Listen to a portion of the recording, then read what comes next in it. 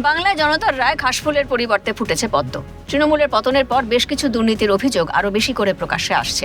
আর এর মধ্যে 4 বছর ধরে তৃণমূল প্রধান কোনো কাজ না করায় ক্ষুব্ধ তৃণমূল পঞ্চায়েত সদস্যরা।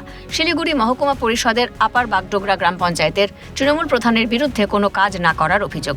এই অভিযোগকে কেন্দ্র করে সংঘবদ্ধ হয়েছেন তৃণমূল পঞ্চায়েত এবং কংগ্রেস পঞ্চায়েত সদস্যরা।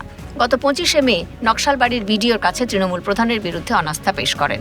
সব মেম্বাররা মিলে, শুধু এখানে দলের কোনো কথা না, প্রধান জনমানুষের কাজ করতে পারেনি। আমরা 4 বছর অবধি দেখেছি এভরিওয়ান আপার বাগডোগরার পিপল ওনাদের প্রতি ক্ষোভ আছে। কংগ্রেস পঞ্চায়েত সদস্য লক্ষ্মী থাপার বলেন, পঞ্চায়েত সঠিকভাবে কাজ না করলে প্রয়োজনে তারা আন্দোলনে নামবেন। এটা হচ্ছে সব মেম্বারদের সিদ্ধান্ত, প্রধানকে সরানো। কেন প্রধান কোনো কাজ করছে না? সব এরিয়াতে দেখো, আমাদের এখানে পাড়া সমাধানের কাজ একটা পেন্ডিং পড়ে আছে, সব এরিয়াতে কাজ পেন্ডিং পড়ে আছে। এ বিষয়ে পঞ্চায়েত প্রধান জানান, তার বিষয়ে কোনো ক্ষোভ থাকলে পঞ্চায়েত সদস্যদের তাকে আগেই জানানো উচিত ছিল। আর আমি জানি আমাদের প্রত্যেকটা মেম্বারই ভালো এবং প্রত্যেকে ওয়াকিবল এবং সবাই ভালো, তাদের একটা স্ট্যান্ড থাকবে।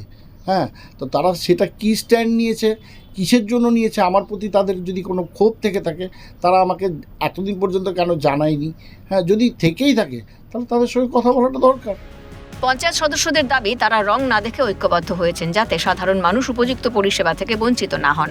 কতদিনে এই টালমাটাল পরিস্থিতি ঠিক হয়, এখন সেটাই দেখার। পিকাই ঘোষের রিপোর্ট, ক্যালকাটা নিউজ।